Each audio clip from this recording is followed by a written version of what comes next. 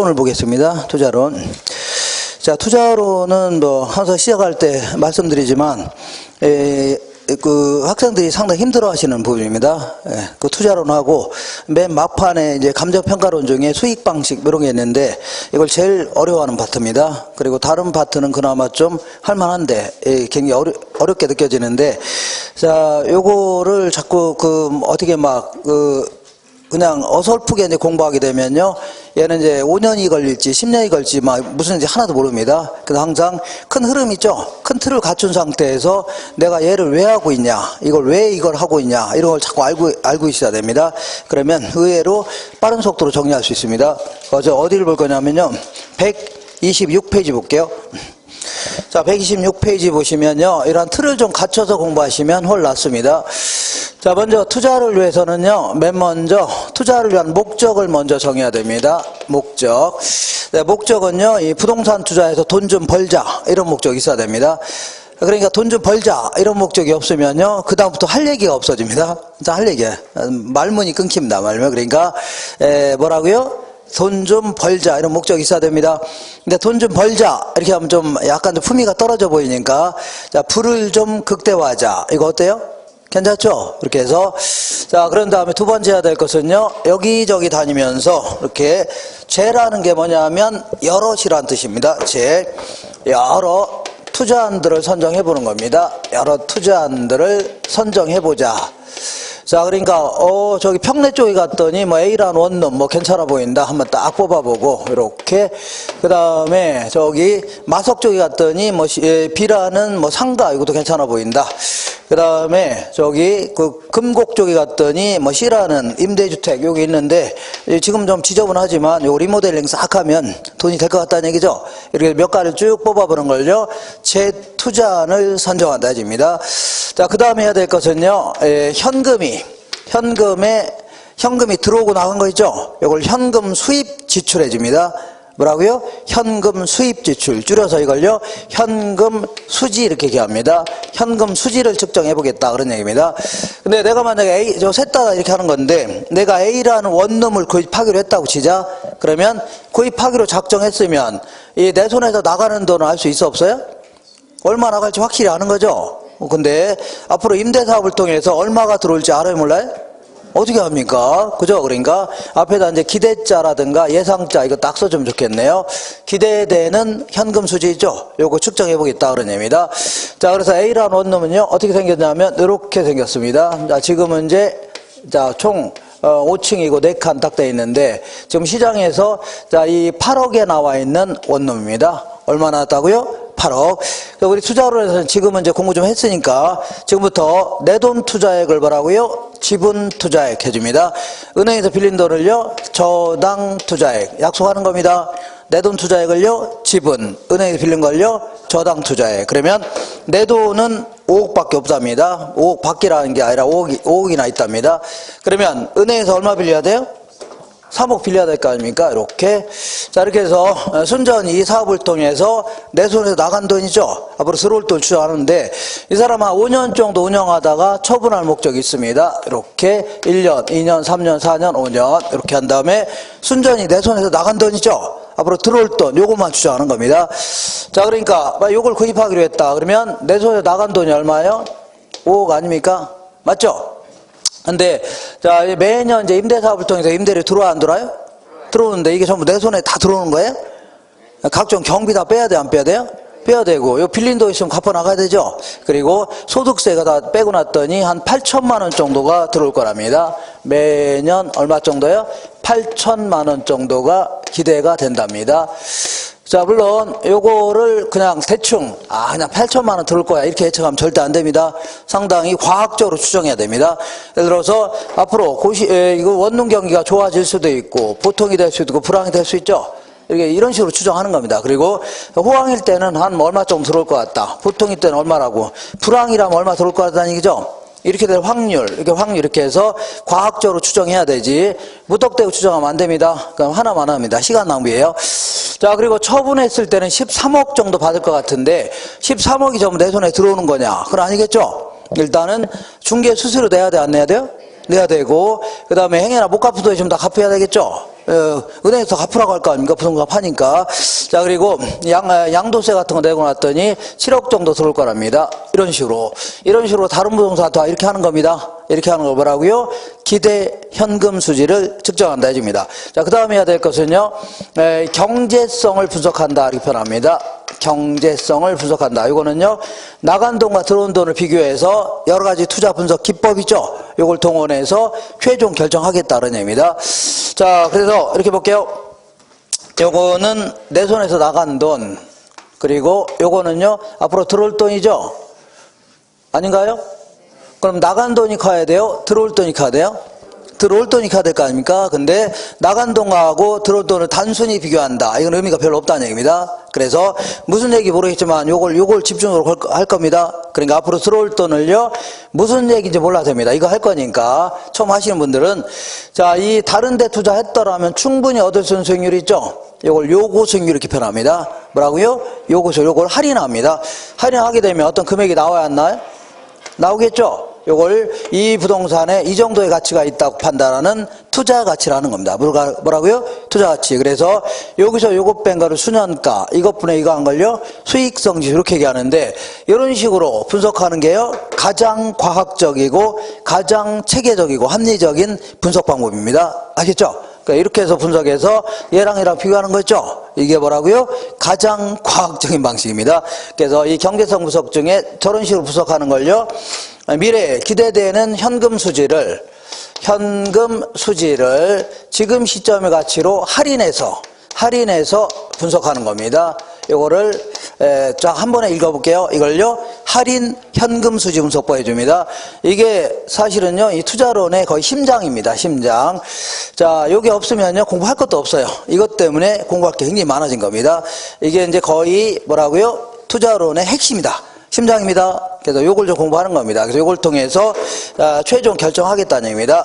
최종 투자할지를 결정하겠다. 최종 결정하는 겁니다.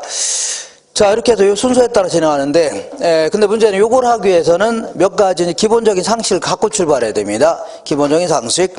그래서, 자, 이걸 뭐 기초이론이다 이렇게 해줄게요. 기초이론이다 해서, 맨 먼저, 이런 걸 하려면 일단 워밍업을 해야 돼, 안 해야 돼요? 해야 되죠. 그러니까 워밍업 뭐냐면 바닷가 들어가려면 일단 준비 운동을 하고 들어가, 안 들어가야 돼요? 하고 들어갈 거 아닙니까? 준비 운동 안 하고 그냥 곧바로 들어가면 들어가는 모습은 분명히 봤는데 나오는 모습이 안 보일 수 있죠. 그냥 함부로 막 들어가면 되는데요. 그래서 약간의 준비, 워밍업을 좀 하고 들어가야 됩니다. 그래서 여기서는요, 뭐 투자는 뭐고 투기는 뭐냐, 여기서 간단히 알고, 자, 투자하고 투기의 가장 큰 차이점은요, 뭐가 차이 나냐면 투자는요, 이용할 의사가 있는 겁니다. 투기는요, 이용 의사가 없는 겁니다. 예를 들어 내가 농지를 구입하는데 농사질 목적이 있다는 얘기죠. 이런 걸 투자를 하는 겁니다. 근데 어떤 사람이 농사도 안 지으면서 사놓을 수 있어, 없어요? 사놓죠. 왜 사합니까? 그 농사도 안 지으면서 나중에 가격 오르면 팔려고 하는 거죠. 이런 걸 다 뭐라고요? 투기라는 겁니다. 어떤 사람이 아파트 구입하면서 거주할 목적이 있다는 얘기죠. 이런 걸요, 투자를 하는 겁니다. 근데 어떤 사람은요, 아파트가 한 10채 있는데 이번에 또 산다는 얘기죠. 왜 사요, 이거? 오르면 나중에 팔려고 하는 거죠. 임대사업이 아니라면 이런 걸 다 뭐라고요? 투기라는 겁니다.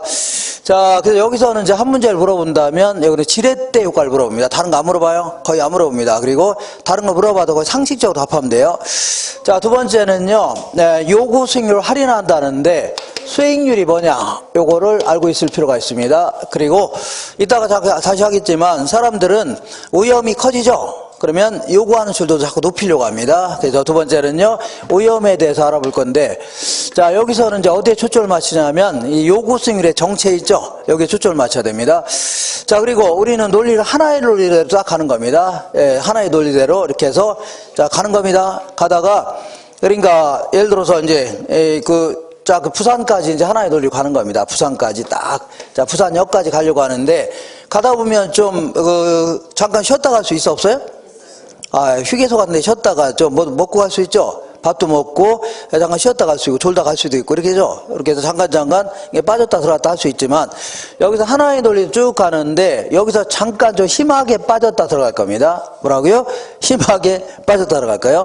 그러니까 부산 쪽 쭉 가다가 갑자기 대구 쪽에 가서 804에 갔다 오는 거죠. 뭐 심하게 빠져서 안 빠졌어요? 빠졌죠. 그래서 자 지금은 이제 내가 한 5억 정도 가지고 부동산 셋 중에 어느 하나를 선택하겠다 그런 얘기인데, 어떤 사람은 자 이 돈이 한 50억 정도 있다 이렇게, 어떤 사람 50억 있어요? 50억 없답니다. 자, 그러니까 어쨌거나 50억 정도 있다 이런 사람들은 부동산 하나를, 덩치 큰 거 하나 구입할 수 있지만 때로는요 여러 개 잘 자란 거 쪼개서 구입할 수 있어 없어요?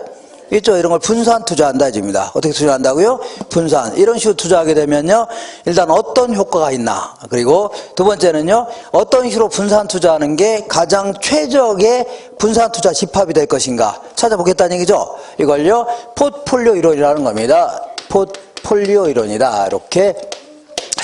자, 그래서 여기서 이제 잠깐 이제 빠졌다 들어옵니다. 다시 들어왔어요. 들어와갖고 셋 중에 하나를 선택하겠다 그런 얘기인데, 이걸 뭐 요것으로 할인한다고 하는데, 할인할 줄 알아야 돼, 몰라야 돼? 알아야 될 거 아닙니까? 그죠? 뭐 할 줄 알아야지. 그죠? 그래서 일단 어떤 수학적인 기초가 좀 필요합니다. 수학적인 기초가 필요해요. 이렇게 해서 자 더하기 빼기 제곱 이런 거 할 줄 아시면 됩니다. 이렇게 해서 자 요 순서에 따라 이렇게 진행합니다. 이렇게 진행할 겁니다. 그래서 맨 먼저 공부할 거는요, 요거 어디 갔어요? 요거 기초이론의 1번, 2번, 3번, 4번 이렇게 진행할 겁니다. 1번, 2번, 3번, 4번. 자, 두 번째 해야 될 것은요, 얘는 어떻게 나온 숫자고 얘는 어떻게 나온 숫자인가 이렇게 해서 구체적으로 한번 살펴볼 겁니다. 기대 현금 수지의 측정. 그 다음 세 번째 해야 될 것은요, 경제성을 분석하는데, 이것도 마찬가지로 1번, 2번, 3번 이렇게 됩니다.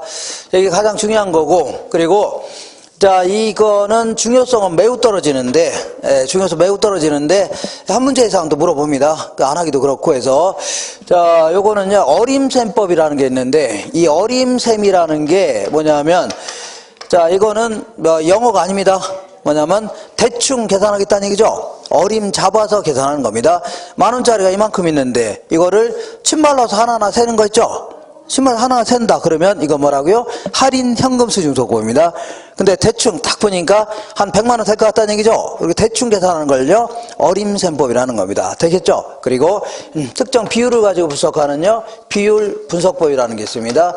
자, 이런 것들은 중요성은 매우 떨어지고 아주 비논리적인 방식들이지만 간혹가다 이제 써먹을 때가 있다는 얘기죠. 계략적으로 의사결정한다든가 이럴 경우 써먹을 수 있다는 얘기입니다. 그리고 특정 비율을 가지고 분석할 때는요 써먹을 때가 있다는 얘기죠. 이렇게 해서 이 순서에 따라 이렇게 진행할 겁니다. 이렇게 해서 이것도 마찬가지로 이렇게 진행할 겁니다. 지금까지 이거를 그 노트의 구조를 살펴볼게요. 일단 127페이지 보시니까 맨 위에 투자의 기초 이론 돼 있죠. 그래서 첫 번째 1절이 바로 투자는 뭐고 투기는 뭐냐 그건데, 그거는요 우리 교재에 279페이지에 있을 겁니다. 써놓으세요. 279페이지. 그 다음에 한 장 넘겨볼게요. 넘겨보시면 129페이지 아래쪽에 맨 아래 보면 수익률과 위험이라고 있죠. 요거 할 건데, 요거는 내용이 좀 많습니다. 많아서 몇 개로 쪼개서, 자, 일단은 수익률과 위험은요 284페이지에 있습니다. 284페이지. 그리고 자, 넘겨볼게요. 넘겨보시면, 몇 장 넘겨보시면, 몇 장, 자, 거기에 134페이지.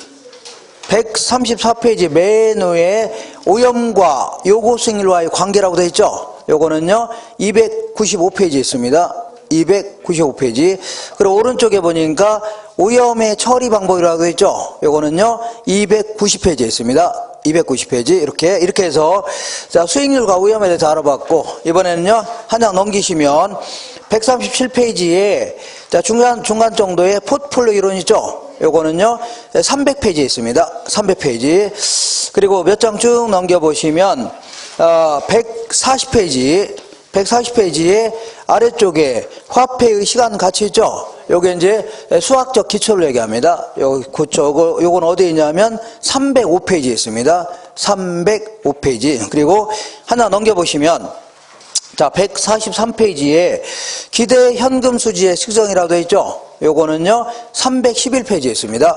311페이지. 자, 그 다음에 한 두 장 넘겨보시면, 자, 두 장 넘겨보시면 투자안의 경제성 분석이라고 해서, 자, 그 아래쪽에 제 1절에 할인 현금 수지 분석법이라고 되어 있죠? 요거는요 318페이지에 있습니다. 318페이지. 그 다음에 한 2장 넘겨보시면, 자, 2장을 넘겨보시면 어림셈법이라고 있어 없어요? 있죠. 요거는요 324페이지에 있습니다. 324페이지. 그리고 오른쪽에 비율 분석법 있어 없어요? 있죠. 요거는요 309페이지입니다. 309. 이렇게 해서 항상 자기가 이제 공부하면서 이제 어설프게 그냥 이것저것 하지 마시고 자꾸 이 틀에 맞춰서 이렇게 진행하는 겁니다. 이러한 식으로 진행시킬 거예요. 이렇게. 그래서 제가 이걸 왜 하고 있냐, 이거를 왜 이걸 하고 있냐, 지금 어느 부분을 뭘 하고 있냐, 내가 지금 부산까지 가는데 지금 어느 지점에서 뭘 하고 있냐, 이걸 자꾸 알고 있어야 됩니다. 그래야지 빠른 속도로 정리할 수 있습니다. 자, 그래서 다시 거꾸로 돌아올게요. 돌아오셔서, 자, 127페이지 보겠습니다. 120페이지 보시면, 자, 위쪽에 부동산 투자의 개요라고 돼 있죠? 그 밑에 투자와 투기가 있는데, 요거는, 자, 거의, 이런 거 거의 안 물어보니까, 시간 나시면 읽어보세요. 읽어보시고 한 장 넘겨볼게요. 여기서 한 문제 물어본다면, 지렛대 효과를 물어봅니다. 뭘 물어본다고요? 지렛대. 자, 요즘에는 문제가 막 어렵게 물어보니까, 이렇게 막 쉬운 내용 거의 안 물어봐요. 예. 자, 지렛대 효과는요, 이 돌을, 임따바는 돌이 있는데, 이거를 판자대기 껴서 들어 올리려고 합니다. 올리려고 하는데, 그냥 느닷없이 그냥 들어 올리려고 하면, 이거 돌입니다, 돌. 돌이에요? 스티로폴이 아닙니다. 이거 들어 올리려면, 판자대기 껴서 들어 올리려고 하면, 이게 돌이 올라가요, 안 올라가요? 잘 안 올라가고 뭐가 부러진다고요? 원래 허리가 부러진다고 했잖아, 허리가. 예? 예? 다리도 부러질 수 있겠네요.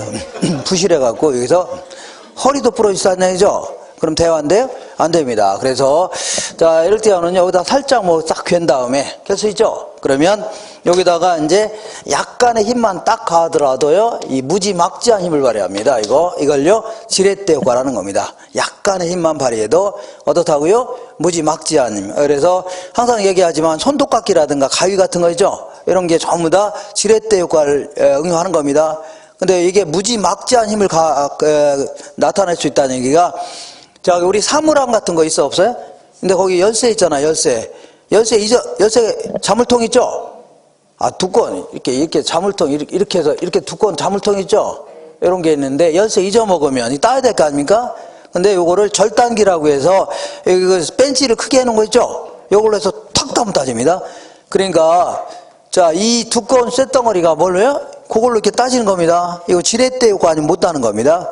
알겠죠? 지렛대 효과 아니면 못 따요. 그래서, 자, 이런 식으로, 이렇게 답을 하고요. 지렛대 효과입니다. 그래서 투자도 내 돈만 투자하는 것보다는 은행에서 돈 빌려 투자하는 경우죠. 이럴 경우에는 은행 이자는 일반적으로 비싸요, 싸요?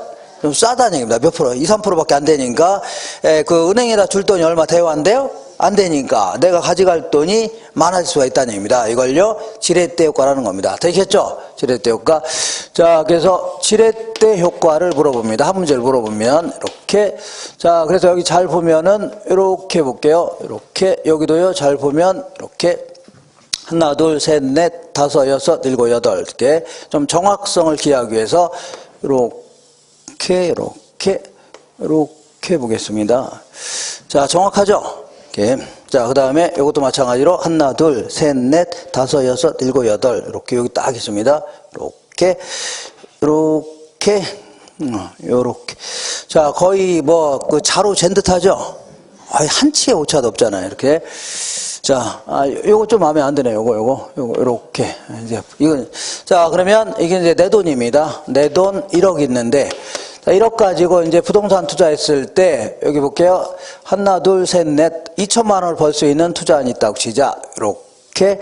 자, 번 돈, 혹은요, 벌 수 있는 돈이 2천만 원이 되는 투자안이 있다고 치자. 자, 다시 할게요. 1억 투자해서 2천만 원 벌 수 있는 투자안이 있다는 얘기죠. 근데 이거를, 자, 이 전액을 내 돈만 투자하는 게 아니라 은행에서 빌려 투자할 수 있어 없어요? 있죠. 그래서 반은 은행에서 빌려 투자했고, 어디 갔어요? 반은 은행에서 빌려 투자하고, 반은 내 돈 투자한다고 치자. 내 돈. 자, 그러면 은행에서 얼마 빌린가요? 5천만 원 빌린 거 아닙니까? 5천만 원. 그리고 내 돈은 얼마 투자했어요? 5천만 원 투자했죠. 이렇게 해서, 자, 1년 동안 2천만 원 들어오긴 했는데, 어디 갔어요? 다시, 하나, 둘, 셋, 넷. 이렇게 2천만 원 들어오죠? 요거를 나하고, 번 돈을 나하고 은행하고 나눠 가져야 되죠? 근데, 은행은 우리한테 돈을 왜 빌려줍니까? 이자 받으려고 하는 겁니다. 이자. 그래서 이자율은 4%라고 치자. 몇 프로라고요? 4%. 그러면 5천만 원에 4% 하면 5천만 원 곱하기 0.04 해주면 됩니다. 이렇게 해주면 돼요. 그러면 은행한테는요 200만 원만 주면 됩니다. 얼마 주면 된다고요? 200만 원. 이렇게. 그러면 나머지 다 누구 거예요? 아, 은행아 주고 나면 다 내 거지 뭐 누구 겁니까? 그죠? 그래서 내가 번 돈 혹은 벌 수 있는 돈이 무려 얼마라고요? 1,800만 원이라는 얘기입니다. 이렇게. 자, 그러니까 반은 은행에서 빌려 투자했는데 내 돈은 반만 투자했는데도 불구하고 거의 2천만 원 가까이 벌었죠? 그죠? 왜 그러냐면 왜 그래요? 은행이자가 싸서 그런 거 아닙니까? 근데 그러니까 은행에다 줄 돈이 얼마 돼야 안 돼요? 안 되니까 내가 가져갈 돈 많아지는 거 아닙니까? 그죠? 이렇게 돼서 그런 겁니다. 그죠? 자, 근데 만약에 이 사람이 은행에서 돈 못 빌려서 자, 이 사채를 쓸 수 있어 없어요? 있죠? 그 30%가 넘으면 사채를 썼다. 그러면 이 사채업자 가져갈 돈이 더 많을 수 있죠? 그럼 내가 가져갈 돈이 줄어들 수가 있는 겁니다. 그래서 아까처럼 내 돈 투자액 대비 수익률이 좀 더 높아진다는 얘기죠? 이걸 정의 지렛대 효과라는 겁니다. 내 돈 투자액 대비 수익률이 점점 줄어든 걸요? 부의 지렛대 효과라는 겁니다. 이거 되겠죠? 이렇게. 자, 그러니까 투자라는 것은 조금 투자해서 많이 버는 게 좋아요? 많이 투자해서 조금 버는 게 좋아요? 조금 투자해서 많이 버는 게 좋죠? 이거 경제적 인간이라는 거 아닙니까? 그러니까 조금 투자해서 굉장히 많이 벌 수 있죠? 이거 되겠죠? 이런 효과가 나타날 수 있다는 얘기입니다. 자, 그래서 이 아주 간단한 얘기인데, 이거를 막 숫자로 자꾸 쓰다 보니까 어렵게 느껴지는 겁니다. 어렵게 느껴지는 거예요. 그러니까, 자, 이 그림은 이해할 수 있죠? 이게 되잖아요. 은행이 가져갈 거 얼마 대여한대요? 은행은 왜 돈 빌려줍니까? 이자 받으려고 하는 거죠? 원금은 나중에 부동산 팔아서 준다 생각하시면 돼요. 그래서 이자만 주면 된다 생각하시면 돼요. 자, 근데 요거를 자꾸 이런 식으로 하다 보니까 어렵게 느껴지는 겁니다. 별거 아닌데. 자, 총자본 수익률이라는 게 뭐냐면, 총자본 수익률은요, 이거하고 내 돈하고 은행 돈 합치니까 얼마요? 1억이죠? 그러니까 이걸 총투자액이라는 겁니다. 1억을 뭐라고요? 총투자액. 그리고 내가 번 돈, 은행이 번 돈 합친 게 얼마요? 2천만 원이죠? 2천만 원이 차지하는 비율. 요걸 뭐라고요? 이거를 총자본 수익률 해줍니다. 몇 프로냐면 20%입니다. 몇 프로라고요? 0.2가 나와요.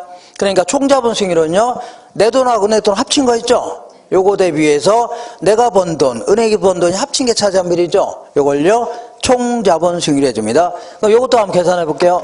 총자본 수익률은요, 내 돈하고 은행 돈 합치니까 얼마예요? 1억 아닙니까? 왜냐하면 은행 돈 있어 없어요? 없죠. 0원이니까 어쨌거나 합치니까 1억 아닙니까? 그리고 내가 번 돈, 은행이 번 돈 합치니까 얼마예요? 2천만 원 아닙니까? 왜냐하면 은행이 가져갈 게 있어 없어요? 은행이 뭐 빌려줘야 줄 돈 있는 거 아닙니까? 그러니까 이것도 똑같이 몇 프로라고요? 20%입니다. 그러니까 얘는 총자본 수익률은 항상 같아요, 달라요? 항상 같은 겁니다. 같을 수밖에 없는 거죠? 그죠? 같을 수밖에 없는 거. 이것분의 이거 아닙니까? 이것분의 이거 딱 똑같죠? 크기가 똑같다면 같을 수밖에 없는 겁니다. 근데 여기서 중요한 거는 뭐가 중요하다고요? 자기 자본 수익률이 중요한 겁니다. 내 돈 투자해서 내가 가져가는 거 있죠? 이게 중요한 거 아닙니까? 그죠? 그럼 아까처럼 내가 적게 투자해서 많이 벌어가는 게 좋겠죠? 이걸요? 그래서 지금부터, 자, 이걸 지분 수익률 이렇게 표현합니다. 내 돈 투자액 대비 내가 가져갈 돈 있죠? 이걸 뭐라고요? 지분 수익률 해줍니다. 자, 계산해 볼게요. 요거 계산해 보겠습니다. 요거는요, 내 돈 얼마 투자했어요? 1억. 내가 얼마 벌어가요? 2천만 원 벌어가는 거 아닙니까? 그러니까 얘는 20% 똑같겠네요. 맞아, 안 맞아? 근데 요거 볼게요. 요게 중요하네요. 자, 내 돈 얼마 투자했어요? 5천만 원 투자했잖아요. 그죠? 그리고 2천만 원 들어오긴 했는데, 이게 전부 내 거예요? 내 게 아니에요? 은행 이자를 빼야 될 거 아닙니까? 그죠? 은행에서 얼마 빌렸어요? 5천만 원 빌렸잖아요. 5천만 원 빌린 거에 대해서 몇 프로요? 4% 빼야 되겠죠? 은행 이자 4% 하겠잖아요. 그죠? 요 계산하면 무려 36%가 나옵니다. 몇 프로라고요? 36%. 이런 식으로 해서, 자, 은행에서 빌려 투자하게 되면 점점 내 돈 투자액 대비 수익이 높아진다는 얘기죠? 이걸요 지렛대 효과라는 겁니다. 이걸 특히 이런 걸요 정의 지렛대 효과라는 겁니다. 근데 만약에 여기서 정의 무슨 지렛대라고요? 정의. 근데 만약에 이렇게 볼게요. 만약에 이 사람이 은행에서 못 빌려서 사채업자한테 사채를 썼다 치자. 얼마라고요? 사채. 그래서 30%가 넘어가는 사채를 썼답니다. 몇 프로 넘어가라고요? 4,000%. 사채. 자, 그러면 이제 이 사채업자한테 5천만 원에 30% 줘야 돼요? 안 줘야 돼요? 줘야 될 거 아마 1,500만 원 줘야 되겠네요. 얼마 줘야 돼요? 1,500만 원 줘야 될 거 아닙니까? 노란색. 이렇게. 자, 1,500만 원에 줘야 되겠죠? 그럼 내가 벌어간 거 얼마밖에 안 돼요? 500만 원밖에 안 되죠? 그죠? 10%밖에 안 되네요. 그래서. 그죠? 이걸 뭐라고요? 예, 부의 지렛대 효과라는 겁니다. 이런 거 뭐라고요? 정의 지렛대. 이런 거 그러니까 얘는 돈 벌어서 누구 좋은 시킨 거예요? 사채업자 퍼주고 났더니 가져갈 게 있어 없어요? 없다는 얘기입니다. 이걸요 부의 지렛대 효과라는 겁니다. 되겠죠? 근데 우리 일반적으로 은행 이자는 좀 비싸요? 싸요? 은행에서 빌렸다고 가정하면 은행에서 빌렸다고 가정해보자. 몇 프로라고요? 4% 빌린 겁니다. 자, 그러면, 자, 1년 동안에 2천만 원 들어오는데, 자, 이렇게 해서, 은행이 가져갈 게 얼마라고요? 200만 원 아닙니까? 맞죠? 내가 가져가는 건요, 내가 번 돈은 무려 1,800만 원 되는 겁니다. 되겠죠? 자, 그래서 마지막으로 정리해 볼게요. 마지막으로 이쪽으로 해볼게요. 이런 것 때문에 신경 쓰이죠? 쓰여요? 안 쓰이나요? 쓰여요? 자, 이런 것 때문에 신경 쓰이네. 다 지울게요. 이렇게. 자, 결론적으로 얘기한다면, 총 자본 수익률은 항상 같아요? 달라요? 같죠? 근데, 자, 이 은행에서 돈 빌려서 투자할수록 지분 수익률이 점점 크게 나타난다는 얘기죠? 점점 크게 나타난다. 이걸요, 정의 지렛대 효과라는 겁니다. 뭐라고요? 정의. 근데 왜 그러냐면, 얘 왜 이런 효과가 나타나냐면, 총 자본 수익률은 항상 같아요? 달라요? 어느 경우는 같다고 했죠? 근데 이 총 자본 20%인데, 몇 프로라고요? 20%인데, 은행 이자율은 아까 4%밖에 안 됐죠? 훨씬 작으니까 그런 거 아닙니까? 그러니까 돈 벌어서 은행한테 줄 돈이 얼마 돼요? 안 돼요? 안 되니까 내가 가져가서 좀 많아져서 그런 겁니다. 이거 안 할래다가. 자, 이번에는, 자, 총 자본 수익률 하나 같아요? 달라요? 같죠? 근데 지분 수익률이 점점 작게 나타난다는 얘기죠? 점점 줄어들어 나타납니다. 그죠? 이걸 뭐라고요? 부의 지렛대 효과라는 겁니다. 뭐라고요? 부의. 이게 왜 이런 효과가 나타나냐면, 자, 이 총 자본수는 항상 20% 맞죠? 근데 거의 사채이자를 썼다는 얘기입니다. 무슨 이자라고요? 사채이자. 그러니까 은행 이자율이 무진장 높다는 얘기죠? 그러니까 은행한테 퍼주고 났더니, 사채업자 퍼주고 났더니 점점 줄어드는 거죠? 이렇게. 근데 지금까지, 자, 이거 너무 신경 쓰시면, 신경 쓰인다. 그러면 이 그림을 이해할 수 있죠? 이 그림만 이해하시면 돼요. 되겠나요? 근데, 자, 지금까지는 제가 그 수익률만 얘기했지, 위험이라는 얘기는 한 번도 한 적이 있어 없어요? 자, 보세요. 은행에서 돈을 많이 빌리게 되면, 나중에 경기 변동이라든가, 아니면 변동금리를 빌렸다가, 그만큼 못 갚을 가능성도 커져요, 작아져요? 점점 위험도 커지는 겁니다. 근데 지금은요, 위험은 전혀 무시하고 수익률만 가지고 따진 겁니다. 뭐라고요? 수익률만 가지고 따진 겁니다. 이렇게 하시면 돼요. 자, 요 계산 문제가 이제 보통 나오긴 하는데, 이렇게 요거는, 이거 항상 어렵게 나온 계산 문제입니다. 왼쪽에는 문제 하나 있죠? 거기 계산형 문제가 있는데 상당히 어렵게 나온 계산 문제입니다. 요거 지워도 되죠? 요거 지울게요. 이거 지울게요. 자, 요 그림만 잘 보시면 돼요. 자, 생각해 볼게요. 은행이 5천만 원 빌렸는데 얘한테 줄 돈 요거밖에 안 되죠? 그냥 싸니까. 그러니까 내가 가질 건 많아질 수 있다는 얘기입니다. 오케이? 이렇게. 재미없나요? 재미는 없네, 이렇게. 자, 이거 볼게요. 이거는 다음 주에 오늘 못 합니다. 내가 이제 예를 들어 1,500원짜리 주택을 부동산을 구입했다고 치자. 이때, 여기서 이제 이거 얼마라고? 1,500원이죠? 1,500원짜리라 치자. 이때 은행에서 빌린 돈을 뭐라고요? 저당. 그 다음에 내 돈 투자액을요? 지분이라는 겁니다. 그럼 은행에서 500원 빌렸답니다. 500원 빌렸죠? 그러면 1,500분의 500 한 거 있죠? 요걸요, 대부 비율 해줍니다. 대부 비율, 융자 비율, 대출 비율, 담보 인정 비율 다 똑같은 겁니다. 자, 부동산 가치분의 대출액이 차지한 비율이죠. 그걸 뭐라고요? 대부 비율 해줍니다. 뭐라고요? 대부. 그리고 내 돈 얼마 투자한 거예요? 1,000원 투자했잖아요. 그죠? 그러면 내 돈 투자액분의 은행에서 빌린 거 있죠? 요것분의 요거 한 거를요, 부채 비율 해줍니다. 다음 주에 할 겁니다.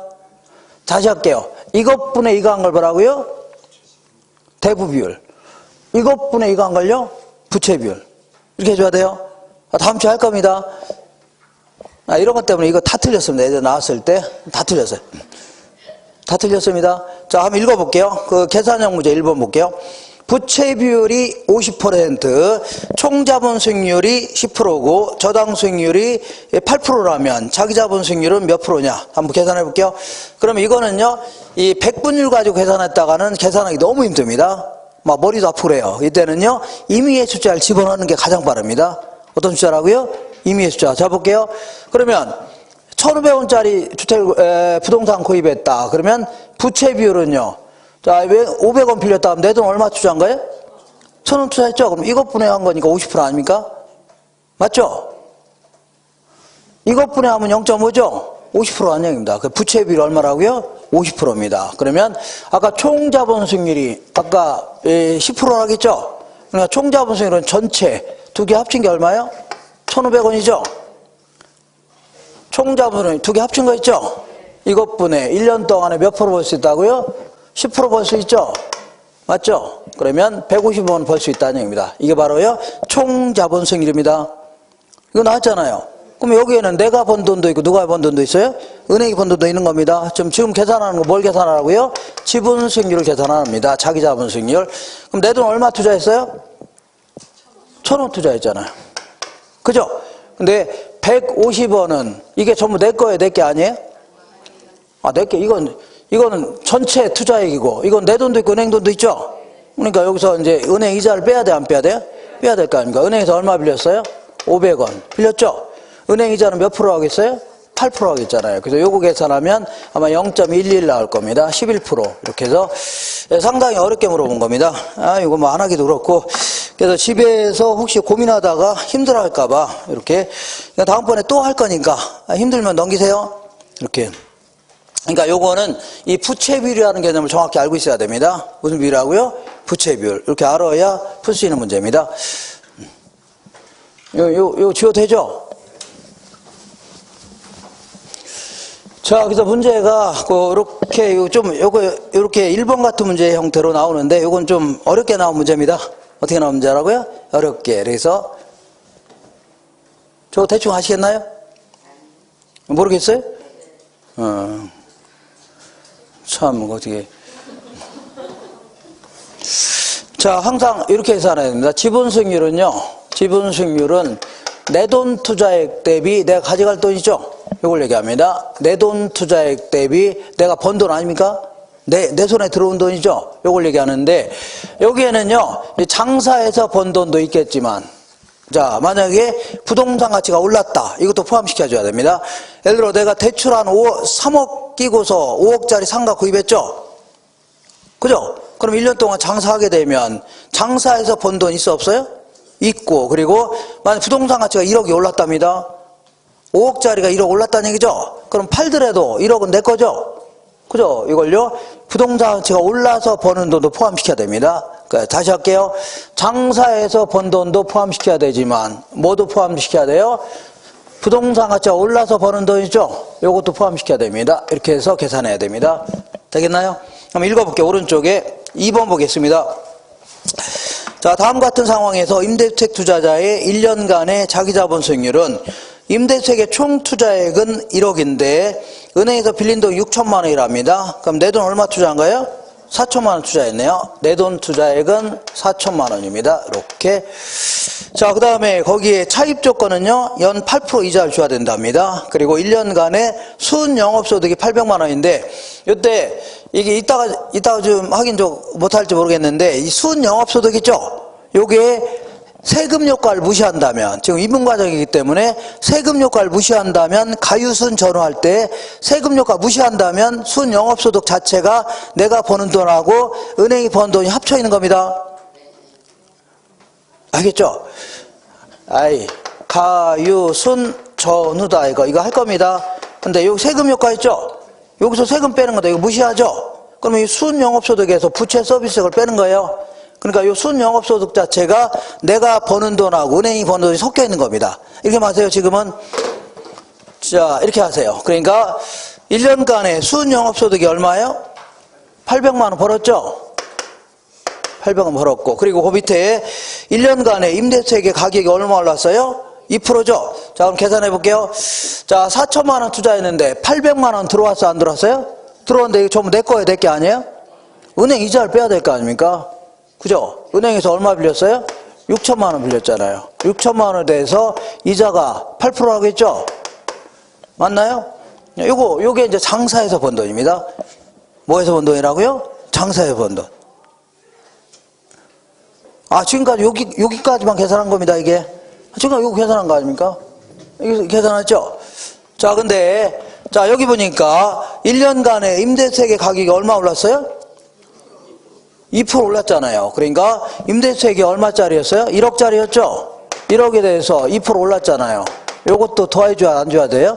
더해줘야 됩니다. 그러니까 장사에서 번 돈 외에도 별도로요, 부동산 가치가 오른 거 있죠? 요거 더해줘야 됩니다. 이렇게 해서 계산해야 돼요.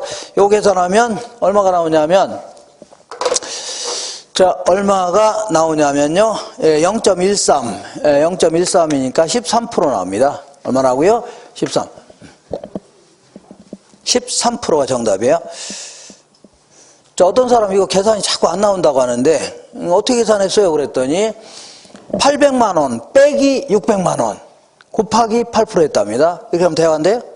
요 괄호칭을 먼저 계산해야 돼요. 계산한 다음에 여기서 빼야 됩니다. 이렇게. 그러면 될 겁니다.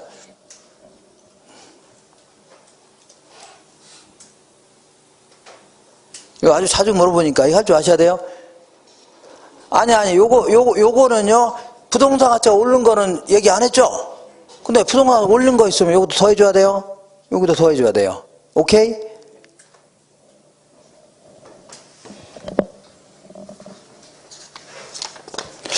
원래 좀 표정들이 좀 이상해지기 시작하네.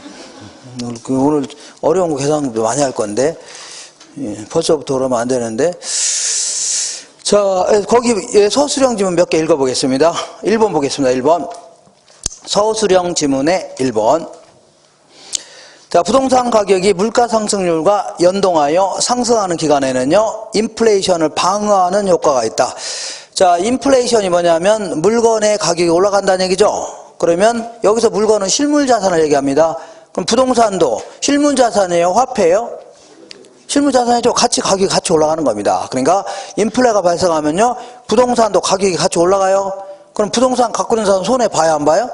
안 봅니다. 이걸요, 인플레이션을 방어한다 해줍니다. 하군요, 인플레이션을 유식한 말로 해지한다 해주는데, 이런 효과가 있다는 얘기죠. 아시고, 그 다음에 4번 보겠습니다.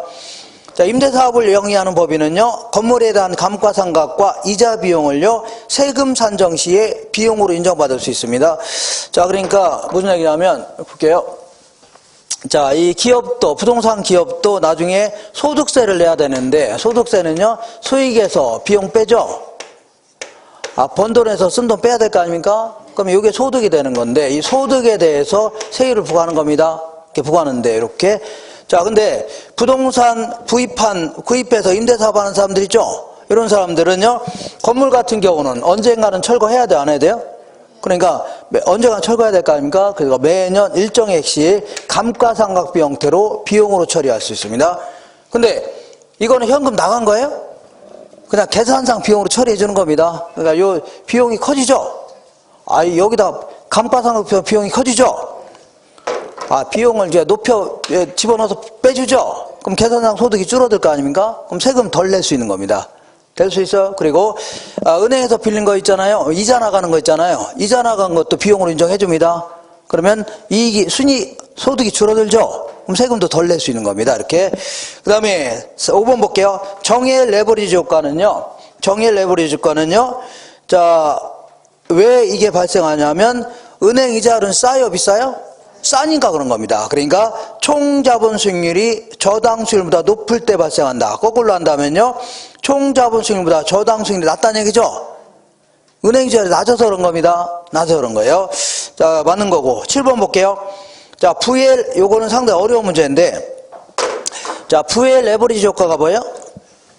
총 자본 수익률하고 저당 수익률을 다른 말로 은행 이자율이라는 겁니다. 이자율이라고 했죠? 그죠? 그러니까 VL 레버리지 효과가 왜 발생합니까? 예를 들어 얘는 20%인데 얘는, 자, VL 레버리지 효과죠? 얘는 얼마나 한 30% 하는 얘기죠? 그러니까 돈 벌어서 누구한테 퍼줘요? 사채업자 퍼주고 났더니 남는 게 없어 그런 거죠? 그죠? 이게 VL 레버리지가 아닙니까? 그럼 이걸 줄이려면요, 가능하면 은행에 덜 빌리면 되는 겁니다. 그죠? 근데 이거를 돈을 덜 빌렸다고 해서 다시 정의 레버리지 효과로 바뀔 수는 없는 겁니다. 그럼 구조 자체가 이 30% 아닙니까? 맞죠? 네, 한번 읽어볼게요. 자, 부의 7번에 부의 레버리지 효과가 발생할 경우에 부채 비율을 낮춘다는 얘기는요, 좀 덜 빌리겠답니다. 덜 빌려서 부의 레버리지 효과를 줄일 수는 있습니다. 줄일 수는 있지만 정의 레버리지 효과로 바뀔 수는 있어 없어요? 아, 왜? 얘는 이자율 자체가 이런데 어떻게 바뀝니까? 이 상태에서는 안 바뀌는 겁니다.